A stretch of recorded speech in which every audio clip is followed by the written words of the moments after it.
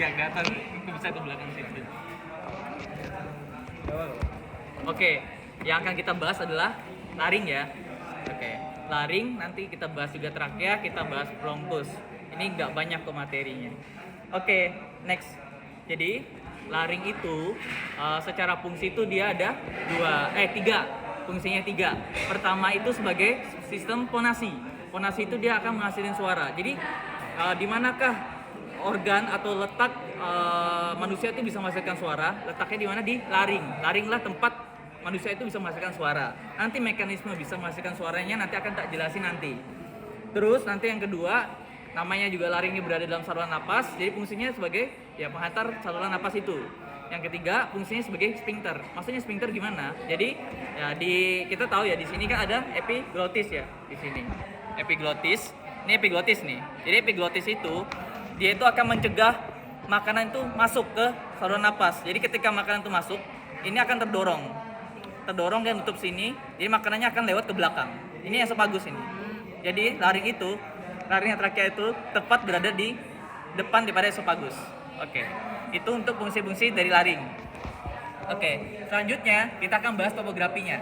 Laring itu ini. Laring itu setinggi apa? PC? Laring. 3 sampai 6 ya. Yuk kita buktikan. Emang benarkah PC 3 sampai 6? Jadi lihat, ini adalah PC 1. Ini vertebra cervical 1. Atlas ya. Atlas tuh pipi. Jadi dia kecil gini. Yang panjang ini PC 2. Ini PC 1, ini PC 2, ini PC 3. PC 3 itu setinggi dengan epiglotis. Epiglotis ini setinggi PC 3. Berarti sudah bisa dikatakan laring. Sampai mana? Ini 1, 2, 3, 4, 5, 6. Sampai sini. Sampai cartilago cricoideus. Nih, cartilago cricoid itu sekitar sini. Jadi dia memang benar setinggi PC 3 sampai PC 6. Kalau kalian misalnya lupa pas ditunjuk laring tuh setinggi berapa di responsi? Ini kalian lihat nih, ini 1, 2, 3, 4, 5, 6. Udah dari 3, dari epiglotis ini ke 3, 4, 5, 6. Sudah. Kalian lihat batas-batasnya ini. Oke, itu untuk topografinya. Sekarang kita bahas apa aja yang ada di laring.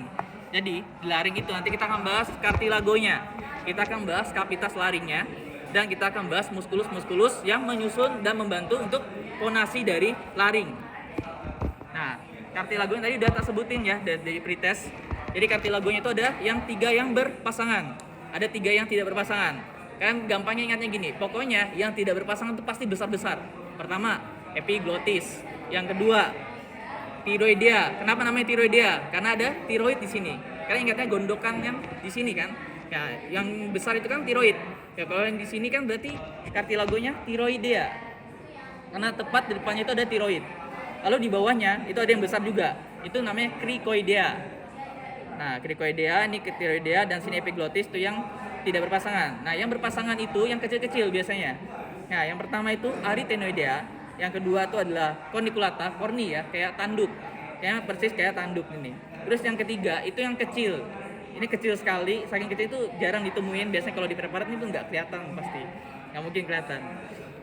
Kecil-kecil nih namanya cartilago cuneiformis. Nah, itu untuk cartilagonya. Selain cartilago, dia juga disusun oleh tulang. Nah, ini tulang ini osioid ya. Osioid ini salah satu yang membentuk laring ya. Jadi osioid ini dia akan terhubung dengan cartilago tiroidea itu melalui suatu membrana. Kalian ingat nih baik-baik. Siapa tahu bisa keluar ya. Namanya adalah membrana tiroidea. Di membrana tiroidea itu ada lubang. Nah, lubangnya itu nanti lewat namanya nervus laryngeus superior. Nah, nervus laryngeus superior nanti jelasin di vaskulisasi fungsinya buat apa. Nanti dia kalau cedera itu nanti manifestasinya apa. Nah, terus ini untuk yang membrana tiroidea. Terus di sini ada tiroidea. Cartilago tiroidea ini ada namanya, depannya apa namanya? Adam's apple ya. Adam's apple ini biasanya pada laki-laki lebih menonjol. Jadi kalau pada laki-laki itu sudutnya lebih lebih tajam, 90 derajat. Kalau pada perempuan tuh dia nggak terlalu menonjol. Nah, Adam's apple ini penting ya. Nanti buat suatu klinis kalian harus tahu, kalian harus bisa meraba Adam's apple. Kenapa? Ketika ada masalah saluran napas, obstruksi saluran napas, Adam's apple ini penting buat petunjuk kalian buat melakukan suatu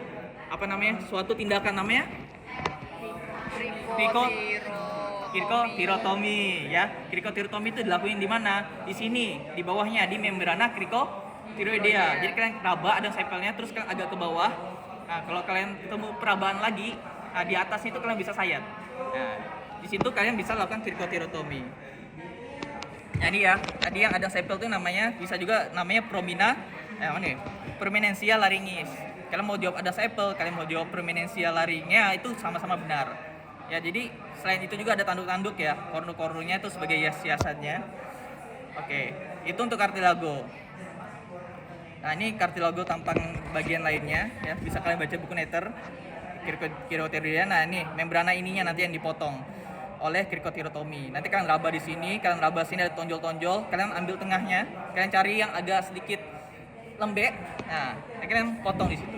Kerasa kok kalau kalian rabanya sendiri. Oke. Nah, ini ya tindakannya ya. Jadi dia tuh pasiennya diraba dulu di sini ya. Ini diraba dulu, ada sepelnya. Terus krikotiroidnya terus dicari tengahnya yang agak menonjol ke dalam. Terus nantinya dipotong seperti ini. Set di atas. Tapi kalian harus hati-hati karena di situ nanti akan dilewati oleh beberapa pena, oleh beberapa arteri. Ternyata di bawahnya itu ada tiroid. Nah, jadi kalian harus hati-hati dalam melakukan tindakan ini. Makanya tindakan ini cukup jarang ya buat lakuin, soalnya banyak tindakan-tindakan lain yang lebih aman. Oke, itu untuk krikotomi. Oke, sekarang tadi habis kartilago, kita bahas yang capitas laringis.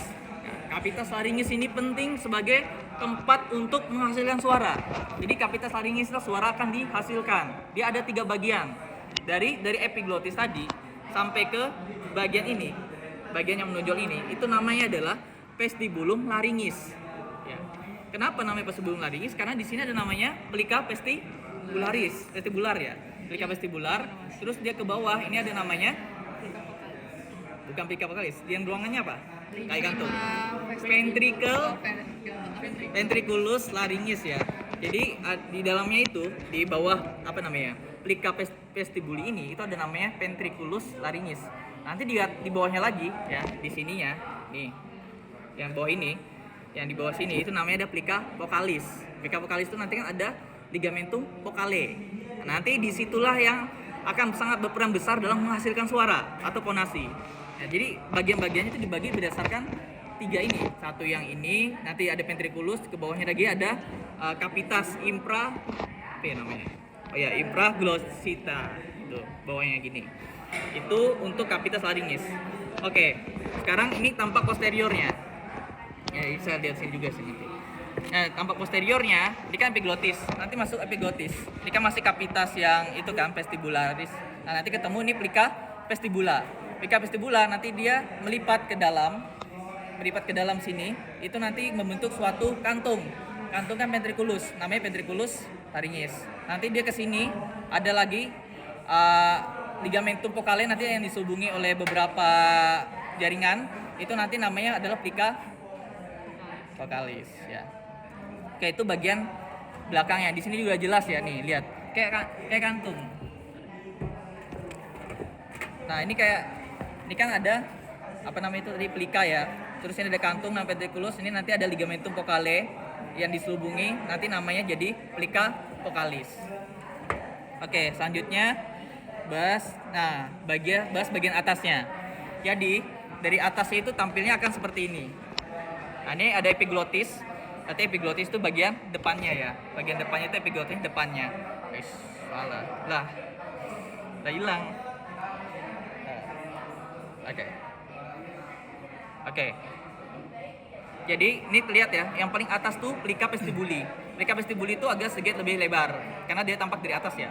Terus yang bawah ini ada pelika pelika vokalis. Nah, nanti pertemuan antara mereka berdua itu ya, antara dua pelika ini namanya adalah rima. Sesuai namanya. Kalau pelika vestibuli saling ketemu namanya rima vestibuli. Kalau pelika vokalis saling ketemu namanya rima glottidis ya. Nanti kedua ini akan berperan dalam menghasilkan suara. Oke. Sampai sini paham untuk konsep yang ini. Soalnya siapa tahu nanti keluar yang mana rima glottidis, mana rima vestibuli. Nanti kalian lihat aja nih.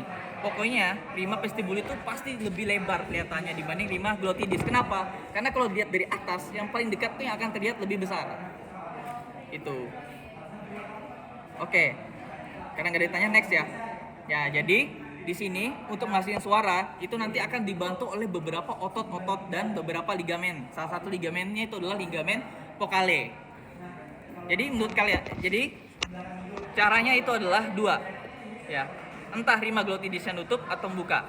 Itu salah satunya itu akan menghasilkan suara. Menurut kalian, kita bisa menghasilkan suara tuh ketika rima glottidisnya nutup atau membuka? Kenapa membuka? Apa? Ngasal aja. Ada udara yang lewat. Kalau dari Mas sendiri jawabannya nutup. Kenapa nutup? Coba kalian ngomong 60 detik tanpa henti. Engap nggak kira-kira? Pasti engap. Kenapa? Karena rima glottidisnya nutup. Ya. Ya, simpelnya gitu.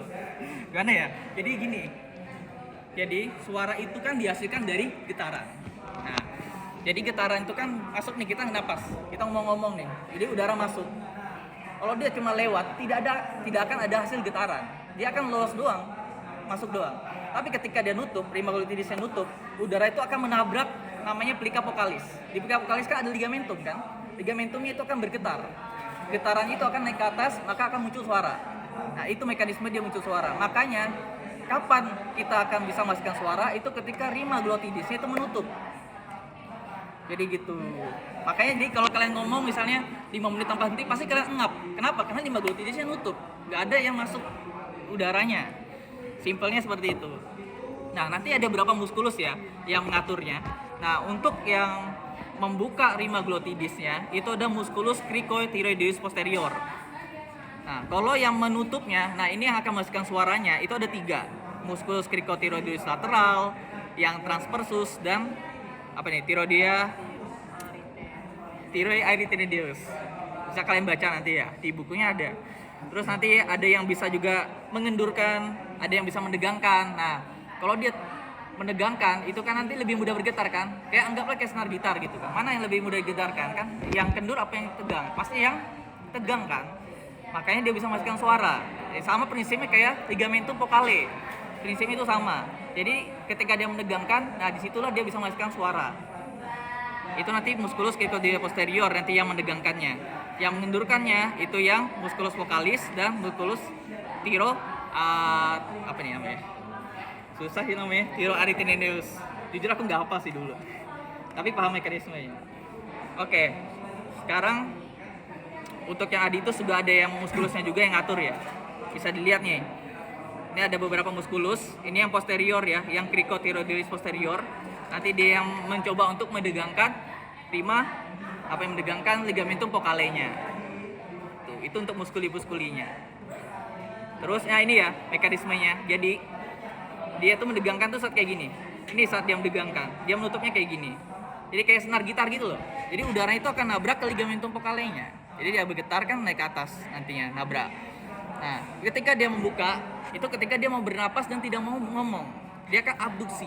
Yang ngaturnya apa? Musculus cricothyroideus. Jadi dia membuka, set. Kan kontraksi, dia kontraksi, ininya ketarik gitu loh. Jadi dia membuka, udaranya lolos doang. Tidak akan terjadi atau timbulnya suara. Sebenarnya bisa kalian baca di Raul, itu mekanismenya ada. Nah, terus ini juga nih, ada muskulus-muskulus lain yang mengaturnya. Yang ada muskulus tadi udah disebutin ya. Jadi dia abduksi. Pokoknya setiap apapun yang aduksi itu pasti menghasilkan suara. Ini ada beberapa otot-ototnya juga. Jadi dia ini yang mengendurkan ya, ini yang mengendurkan. Jadi kalau dia kendur ya otomatis getarannya itu akan berkurang. Jadi ada otot-otot yang berperan dalam mengendurkan ligamentum vokale ini.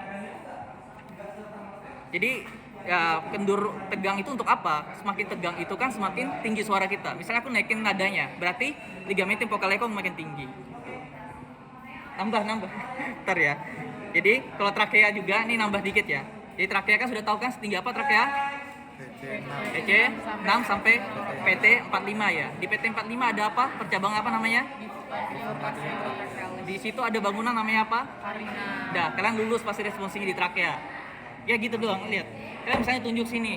Sini ada bangunan apa yang sensitif? Udah kalian jawab Karina di ujung sini. Hipokarsio trachealis. Ini pasti setinggi 45. Terus yang kedua itu loh bronkus. Jadi bronkus tuh kalian harus bisa bedain. Sebenarnya kalau bronkus tahun lalu ya, itu cuma bisa bedain doang.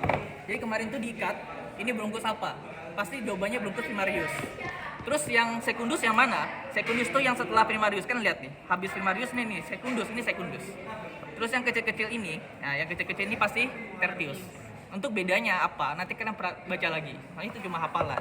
Yang penting kan kalian tahu preparatnya. Gitu. Oke, selesai.